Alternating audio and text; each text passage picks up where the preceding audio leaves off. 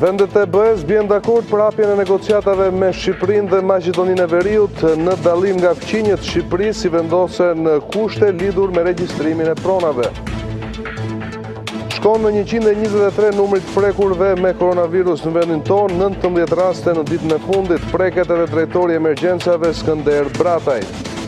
Ministria e Drejtësisë merr masa për situatën e virusit në Burgje. Gjonaj njofton se 600 të dënuar për krime të lehta mund të përfitojnë lirinë të përkohshëm. Antarët e komunitetit rom protestojnë në Tiranë, akuzojnë bashkinë se nuk i kanë ndihmuar, thonë se ndalim qarkullimi i la pa punë dhe se Veliaj nuk u ka dhënë asnjë furnizim me ushqim.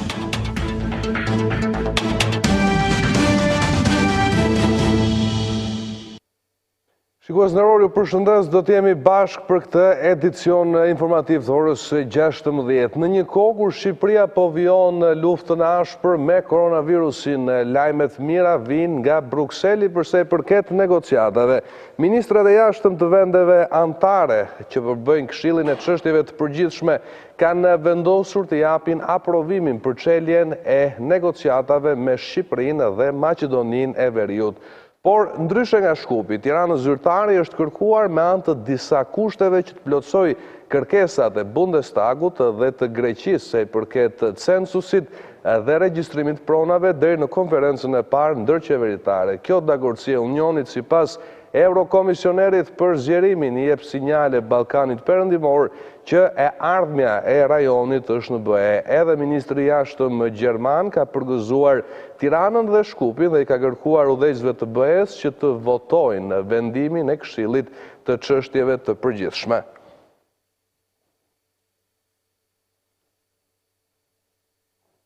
Ndërkaq, Ministria e Shëndetësisë konfirmoi 19 raste të reja persona është infektuar me koronavirus vetëm në 24 orët e fundit. Në këtë mënyrë, numri totalit prekurve në vendin tonë ka ngritur në 123, ndërsa është zgjeruar edhe harta e të prekurve.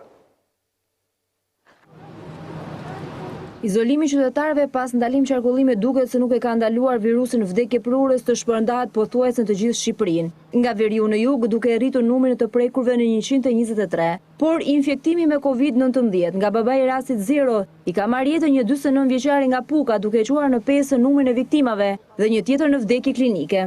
Pacienti 49 vjeç nga Tirana me sëmundje shoqëruese diabet mellitus, prej 13 ditësh i hospitalizuar dhe 10 ditë në terapi intensive. Me gjithë përpjekjet e shërbimit të sëmundjeve infektive në qendrën spitalore universitare, rasti ndroi jetë. Në 24 orët e fundit kanë rezultuar pozitive 19 raste duke prekur 13 qytete të Shqipërisë. Ndërsa shpërndarja gjeografike e rasteve pozitive vijon me Tiranën 72 qytetar, Durrësi 8, Lushnja 4, Elbasani 2, Fieri 12, Rogozhina 2, Kavaja 4, Korça 9, Vlora 4, Shkodra 2, Lezhë 1, Berati 1 dhe Hasi 2 qytetar. Ministria e Shëndetësisë njofton se ka edhe një lajm të mirë pasi është rritur edhe numri i personave që janë shëruar pas infektimit me COVID-19. Por lajmi i mirë është se 10 qytetar deri në këto momente janë shëruar, janë të shtruar dhe të vetë izoluar pas 2 testeve të kryera dhe kanë rezultuar negativ, por vazhdojnë qëndrimi i tyre dhe për 14 ditë të vetë karantinuar. Në spitalin infektiv po marrin trajtim mjekësor 57 pacient, ndërsa 2 prej tyre janë në terapi intensive. Ndër 123 të infektuarit me koronavirus në Shqipëri është fatkeqësisht edhe shefi i emergjencës Skënder Brataj. Burimet kanë bërë të ditur se ai mund të jetë infektuar 2 ditë më parë, ndërsa në Shkodër nga ana tjetër është vendosur në karantinë gjithë stafi i prokurorisë. Drejtori i urgjencës kombëtare Skënder Brataj rezultoi pozitiv me COVID-19, njoftimi i cili u bë publik nga Ministria e Shëndetësisë. Ndërkohë mësohet se ka nisur puna për izolimin e stafit me të cilin Brataj ka patur kontakte gjatë këtyre ditëve. Të hënën Skënder Brataj mësoi se ka vizituar edhe urgjencën infektive, ku janë duke marrë shërbimin mjekësor 57 persona. Gjithsesi ende nuk dihet se kur ai është infektuar, por ministria bëri me dije se dyshohet për një nga rastet e zbuluara së fundi.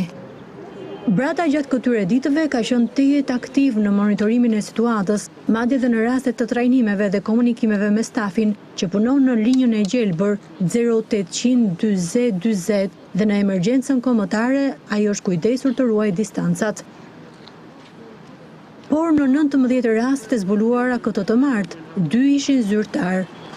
Një oficer i policisë gjyqësore në prokurorinë e Shkodrës ka rezultuar pozitiv ndaj testit të COVID-19-s.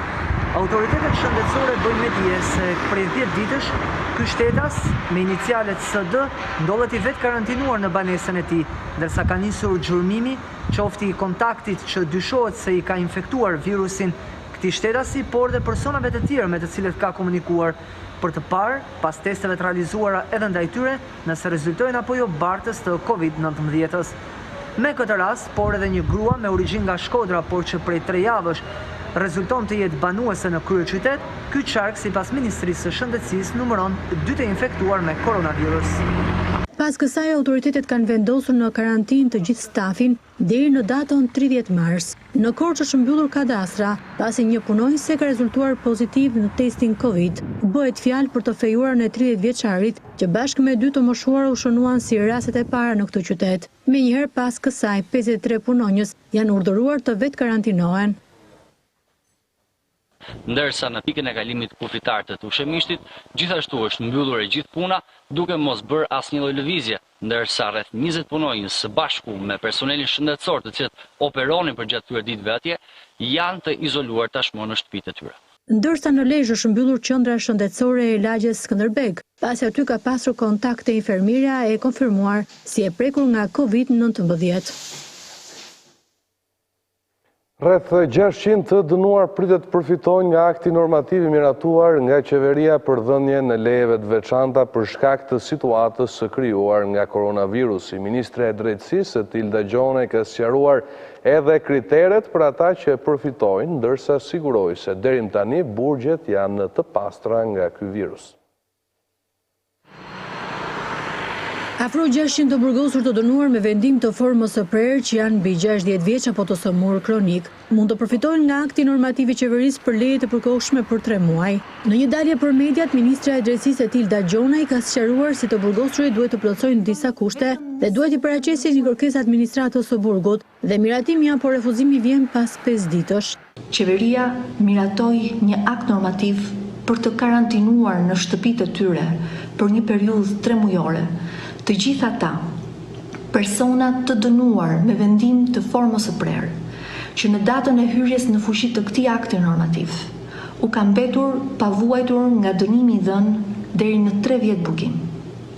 Dhe të gjitha ata persona të dënuar me vendim gjyqësor të formës prerë, që në datën e hyrjes në fuqi të këtij ligji, pra sot, u ka mbetur pavuajtur nga dënimi i dhënë deri në 5 vjet burgim, por që duhet të jenë baraz ose mbi moshën 60 vjeç, që vuajnë nga një sëmundje kronike. Por krahas dëshirës së të dënuarit për përfituar një leje të tillë, duhet dhe pëlqimi i familjarëve të tij. Dua të bëj shumë të qartë se të gjithë të dënuarit që përfitojnë nga ky akt normativ duhet të nënshtrohen rregullave ligjore strikte të parashikuara nga akti në fjalë, duke depozituar një deklaratë ashtu si dhe dhënien e pëlqimit nga familjarët e tyre për të qëndruar në të njëjtën banesë gjatë periudhës së qëndrimit të përkohshëm në shtëpi.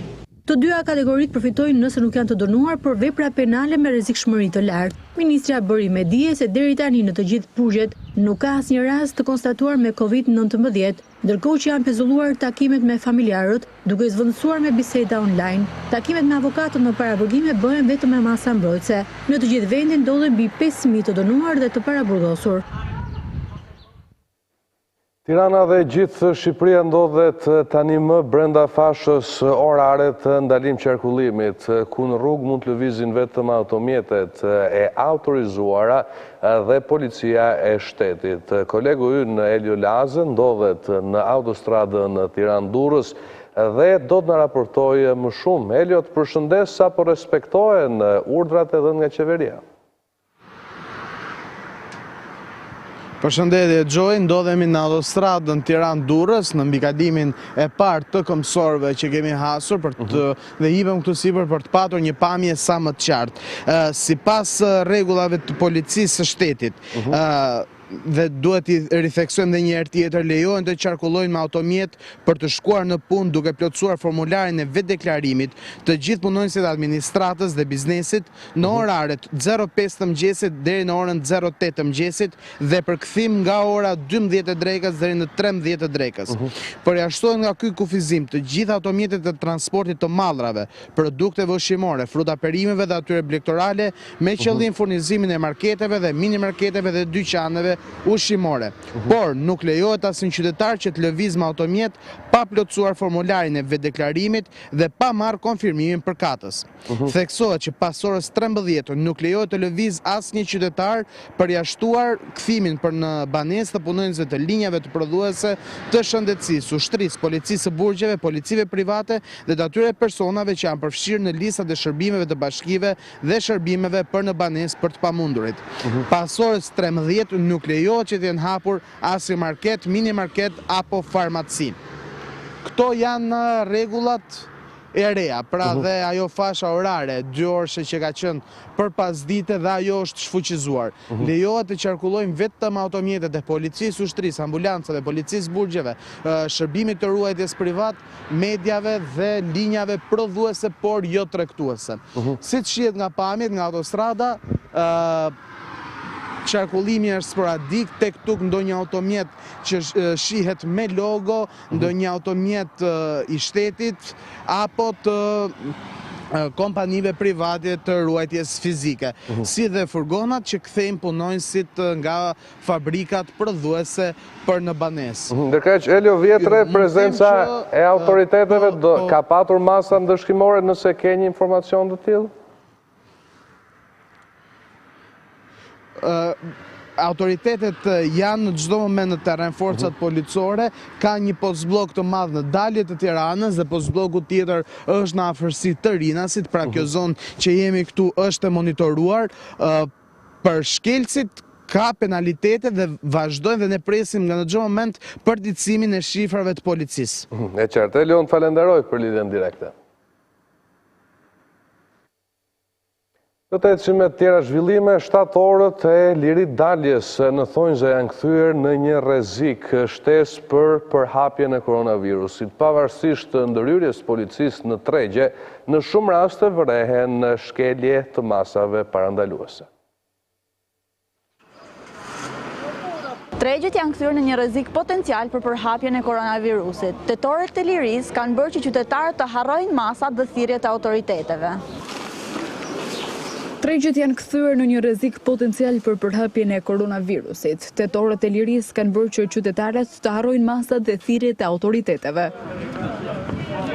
Me dhe pa maska, qytetarët grumbullohen në pikat e shitjeve duke mos respektuar pothuajse asnjë masë për parandalimin e koronavirusit. Rritja e numrit të prekurve ka bërë që shumë të rrallojnë daljet, madje edhe në këtë rast vetëm për furnizimet e ditës. Vizolvisa do i pazar, do pshevjen po jo, dhe ne mora par dherë dhe sot prapë, s'po da ditë për ditë. Policia ka ndërhyrë në jo pak raste duke ju kërkuar të përdorin maska apo edhe duke bërë shpërndarjen e tyre. Problem vijon të mbetet mosha e tretë për të cilët kryeministri tha pak ditë më parë se do të dërgohen ushqimet në shtëpi, por ata hedhin akuza se po përballen me burokraci dhe në kushte të tilla detyrohen të dalin vetë. La urdhri e dëgjuam në televizor, do merrni nga një pak, shkum ka 3 ditë. Hajde nesër, hajde pas nesër, do të sillim ke shtëpia, do të çojmë ke shtëpia, as këtu. Radhët dhe grumbullimet nuk kanë munguar as në pikat e kryerjes së pagesave. Ndërkohë që vendi jon po përballet me kulmin e përhapjes së koronavirusit, kryeqytetasit kanë zgjedhur të vazhdojnë jetën normalisht duke rrezikuar veten dhe të tjerët përreth. Qarku i Fierit është vatra më e madhe e përhapjes së koronavirusit në Shqipëri pas Tiranës, por kur numri të prekurve po rritet dita ditët, shumë qytetarë përfshirë edhe të moshuarit vijojnë të neglizhojnë masat. Me 12 persona të konfirmuar me koronavirus, Fieri është vatra më e madhe e COVID-19 në vend pas Tiranës. 3 të infektuarit në qytet janë banor të 3 lagjeve të ndryshme, 3 në fshatin Dërmenas, 1 në Frakull, 2 në Mbërs të Roskovecit, 3 në Patos.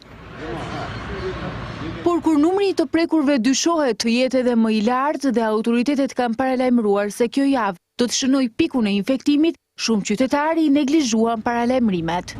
Po nuk i respektoj siç duhet. Dhe sidomos se të rinj që dalin nga 2-3 shikoj.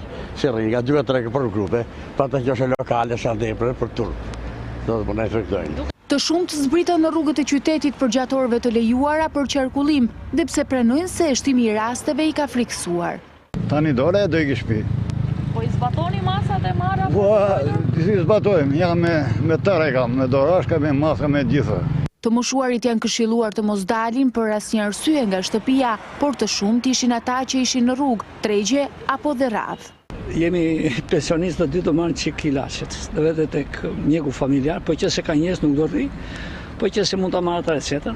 Ndërkohë komuniteti rom në Fier ankohet se mungesa e ujit po i vë përballë rrezikut të sëmundjes, ndërsa mungesa e mbështetjes i ka lënë në uri. Trim të izoluar. Po duke ditur që trim të izoluar, ne s'kemi asnjë lloj mirokamat ose asnjë lloj rroge që të firmosin. Pas orës 13, kur hyn në fuqi ndalim qarkullimi, rrugët e Fierit boshatisen, ndërsa kontrollin e qytetit e marrin forcat e policisë dhe ato të ushtrisë. Komuniteti rom akuzon Bashkinë e Tiranës se nuk u ka dhënë ndihmë në kushtet e ndalim qarkullimit. Ata e kanë të pamundur për të siguruar të ardhurat, ndaj si zgjidhje shohin vetëm ndërhyrjen nga ana e autoriteteve. Situata me koronavirusin në Shqipëri ka bërë që kryetari i Bashkisë së Tiranës, Erion Veliaj, të zhduket nga ekranet televizive shqiptare me kronikat e gatshme. Madje qytetarët theksojnë se në kohën kur bashkia duhet të jetë pranë, nuk u përgjigjet askush. Do vi pra Erion Veliaj këtu. Do bëj ato drekat, kur i do qefi bon drekat hajm. Kuse për ditë s'na ndihmon njëri neve. Të buar pranë qendrës komunitare, komuniteti rom kërkon ndihma në ushqime në këto ditë karantine. Ta si gjo nuk na japi këto. I marri kutijat i hapi për vete. I kemi pa që i fusin a për qatë i që në shpi. Qasha qatë është. Nuk mungojnë as akuzat se në fushat dhe shfaqje televizive u kanë kërkuar të jenë në gatishmëri. Ku vin Erion Velia, kërkon vim, neve vishemi se nuk na do pis Erion Velia këtu. Megjithatë, punonjësia e qendrës komunitare ka deklaruar se shpërndarja e ndihmave vazhdon normalisht. Në kaq tenderi me kosto 7.3 miliard lek ka sjell jetën dha dyshimi. Akuzat e para janë se fituesi i rikonceptimit të kopshtit zoologjik është paracaktuar duke u vendosur sërish kompania Fusha.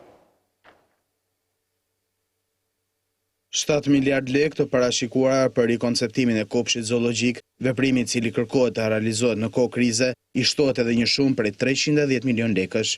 Në prill të vitit 2019, kompania Son Engineering and Construction SPK dhe AE Engineering SPK fitoi tenderin me shumën 220 milion lek me qëllim studimi i projektit të kopshtit zoologjik. Pikërisht ai projekt që ndër të tjera parashikon edhe ndërtimin e një bar-restoranti në kopshtin zoologjik. Tashmë kur kafshat në këtë kopsh dhe ambientet janë lënë në gjendje mirane, hapet dhe tenderi për shumën 99 milion lek pa TVSH me qëllim mbikëqyrjen e punimeve në rikonceptimin e tij.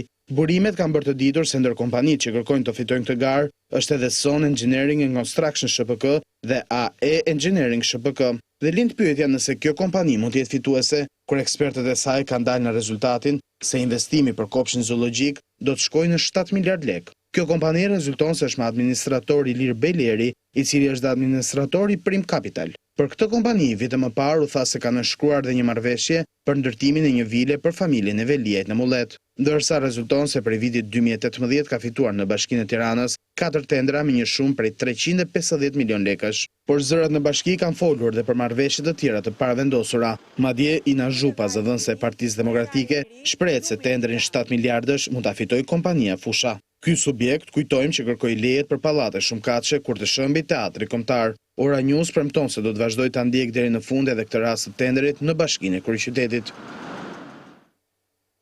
Masat e marra për mosprapjen e Covid-19 kanë vështirësuar jetesën e shumë familjeve dhe një ndër to është edhe familja e flamur Dedës, i cili së bashku me 5 antarët e tjerë po kalojnë ditë jo të lehta. Pa punë me një vajzë të smur edhe banes me qira, ata apelojnë për ndihmë. 120.000 lekë, kam 1 milion lekë.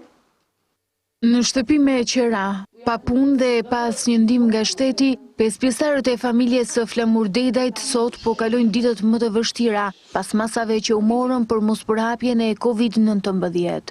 Me sakrifica dhe me borxhe. Shumë vështirë e kemi.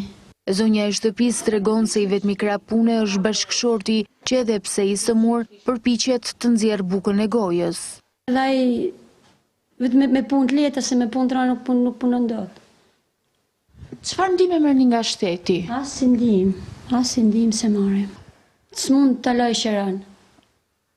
Se gjelën pa punë, gjelën pa shtëpi po, pa punë po. Mateja Fërdita tregon se me borxhe ka arritur të mbijetoj, por veç situatës ekonomike, ajo që e shqetëson më shumë është shëndeti i vajzës 10 vjeçare, e cila është e sëmur. E kam me probleme, me dyvrima në zemër, e kam. Nuk mund të lej vetëm, nuk mund të shkoj as gjo pundi. Teksa ëma flet, Melisa vetëm qan dhe mbështet kokën pranë gjoksit të nënës, si të vetme mbështetje që ka. Me slotove dhe me shpresën që dikush t'i shoh, edhe 2 fëmijët e tjerë kërkojnë ndihmë, ndërsa shprehen se kanë ëndër dhe shërimin sa më parë të motrës. Dëshira jote më e madhe? Të kem një shtëpi. Po ëndra jote më e madhe? Ëndra e madhe është të kem një shtëpi dhe të shohim motrën, që të më sa më mirë. 2 persona janë arrestuar nga policia në Tiranë dhe Berat pasi kanë shkelur urdhrin e ndalim qarkullimit duke lëvizur pa arsye nga banesa jashtë orarit lejuar. Policia e shtetit njoftoi se u ka hequr patentat nga ana tjetër 109 qytetarëve të cilët kanë lëvizur pa autorizim duke u bllokuar edhe automjetet.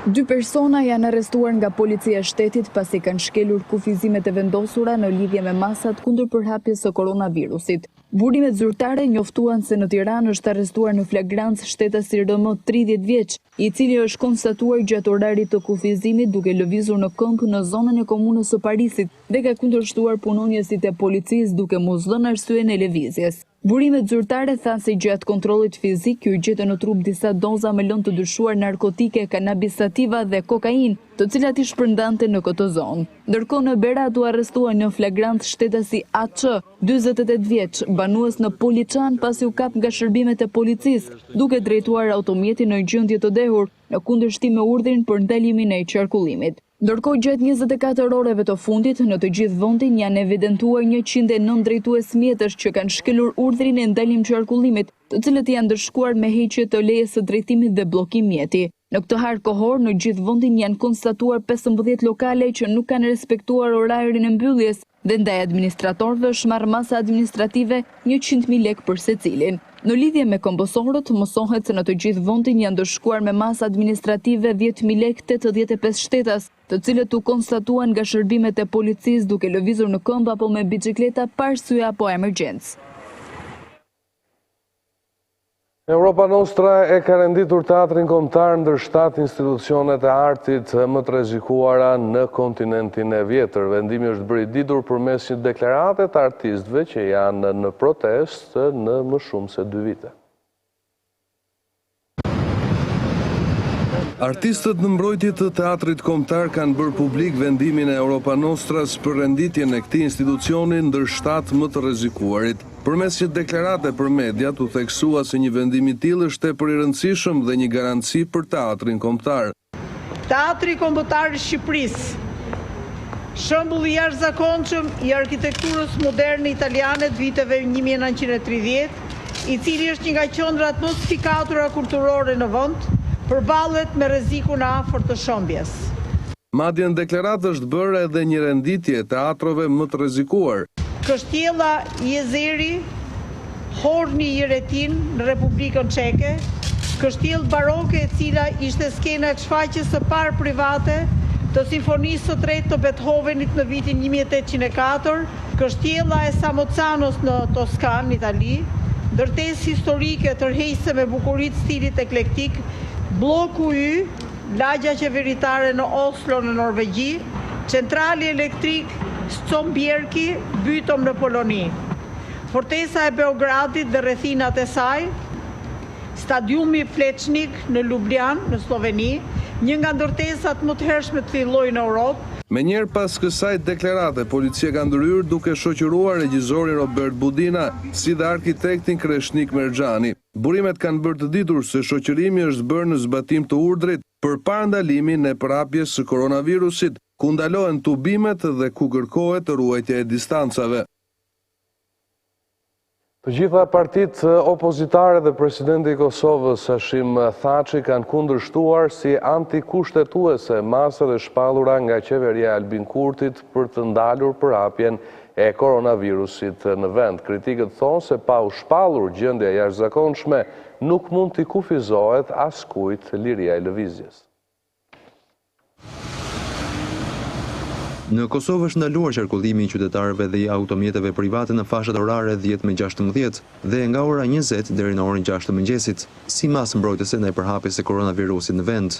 Qeveria kosovare njoftoi se masat e jashtëzakonshme përjashtojnë vetëm operatorët ekonomik. Lëvizje në rrugë bëhen nga jo më shumë se 2 persona së bashku, me një distancë 2 metra me të tjerët për nevoja mjekësore a furnizimi dhe ndalohen tubimet e të gjitha llojet e mjediseve. Por krerët e partive opozitare, edhe aleati i qeverisës Isa Mustafa i LDK-s, e qortuan qeverinë Albin Kurtit se këto masa kalojnë kompetencat dhe se shmangja nga të drejtat e lirisë themelore duhet të ndodhë vetëm me vendim të parlamentit. Këtij mendimi u bashkua të martën edhe presidenti Hashim Thaçi, teksa lajmëroi se i është drejtuar gjykatës kushtetuese për të kundërshtuar vendimin. Para pak ditësh ishte po i njëjti kryeministër kur unë me sugjerimin e shumicës e liderëve të partive politike propozova gjendjen e jashtëzakonshme, kundërshtoj këmbgulsisht me kokëfërtësi, ndërsa tash me një agjendë politike të pastër krijon në rrethon konfuzion, panik, paqartësi të madhe tek njerëzit. Për Thaçin, kryeministri duhet të pezullojë hyrjen në fuqi të masave deri në shprehjen e gjykatës,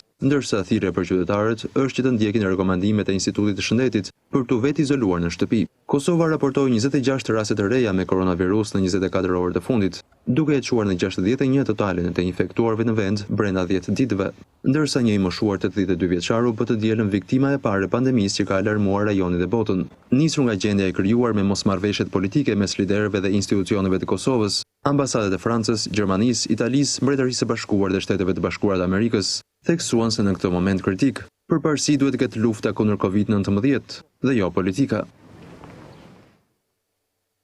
Zonat malore të Dibrës dhe Kukësit po përballen me vështirësi si pasojë e rreshjeve të dëborës që përfshin vendin. Rreshjet zbritën deri në Lezhë, ku veç pamje së pazakontë nuk pati problematika. Dëbora e vonuar e këtij fundmarsi zbriti deri në Lezhë, duke i dhënë qytetit një pamje të pazakontë për këtë periudhë të vitit. Disa zona të qytetit u zbardhen, por kjo nuk u shijua nga qytetarët për shkak të situatës së krijuar nga koronavirusi. Kjo ishte pamja e Bulqizës mëngjesin e së martës. Në qytet trashësia e dëborës arriti në 7 cm dhe nuk ka problematika, por në zonat e thella të qarkut të Dibrës, si Lurë, Selisht, Kala e Dodës, trashësia e dëborës arrin deri në 30 cm. Në rrugë ka vështirësi, por kjo nuk ka shkaktuar problematika, por mjetet që lëvizin në zonat rurale janë të pakta dhe për shkak të masave ndaj përhapjes së koronavirusit. Por banorët e zonave rurale i tremben pasojave që dëbora mund të shkaktojë në frutikulturë e bujqësi. Në qarkun e Kukësit, rreshtet e dëborës zhvilluan për rreth 24 orë pa u ndalur, por me intensitet të ulët. Por në zonat malore, trashësia ka arritur deri në 20 cm, e për pasojë ka shkaktuar vështirësi në lëvizjen e mjeteve dhe për shkak të lagështirës apo krijimit të akullit nga rënja e temperaturave. Sipas shtabit të emergjencave, aktualisht nuk ka raportime për problematika serioze. Ndërkohë rrugët kombëtare janë të gjitha të kalueshme pa problem dhe situata është nën monitorim të vazhdueshëm. Rreshi me intensitet të ulët u regjistruan edhe në qarkun e Shkodrës dhe zona të tjera të vendit në juglindje, por nuk ka raportime për problematika. Sipas parashikimeve, pasdiktja dhe mbrëmja sjellin përmirësim të përkohshëm të motit në të gjithë vendin, duke bërë që moti të ketë her pas here me alternime kthjellimesh. Pamundësia për të marrë shërbimin mjekësor për shkak të mirarasteve me koronavirus po vën rrezik të moshuarit në azilet spanjolle. Disa prej tyre gjenden të braktisur dhe pa jetë. Në Spanjë ka marrë përmasa dramatike situata me koronavirusin, me rreth 40.000 raste të konfirmuara dhe 2.700 të vdekur nga sëmundja. Vetëm të martën u raportua një rekord i ri prej 540 viktima më shumë se sa dita e kaluar, ndërsa bartës janë edhe 5.400 pjesëtar të stafit mjekësor. Për shkak të spitaleve të mbipopulluara, ata që po rrezikojnë më shumë janë pacientët e moshuar të azileve në vend, që trajtohen për infeksionin. Godinat rreth 400.000 banorëve të këtyre shtëpive po dezinfektohen nga ushtria spanjolle. Mungesa e respiratorëve apo pritjet e gjata për doktor kanë bërë që në disa raste pacientët e gjenden e braktisur dhe pa jetë në shtratin e tyre. Këto raste po hetohen nga prokuroria. Në bazë të rregullave të izolimit të shpallura nga qeveria, kryeqyteti i vendit ka ndaluar funeralet dhe kufoma dërgohen në kremator për djegje. Një pistë patinazhi është kthyer në morg provizor deri në dorëzimin dhe firmat funerale, ndërsa ambientet e tjera do ofrohen për ngritje një strukture spitalore, si pasojë e kapaciteteve të mangëta shtetërore. Spanja është vendi i dytë më i prekur në Europë nga pandemia e Covid-19, pas Italisë, e ndjekur nga Gjermania, Franca, Zvicra dhe Britania e Madhe. Mirë, shikues nderuar, do të vendosemi në hapësirën e intervistës, do të zhvillojmë fakte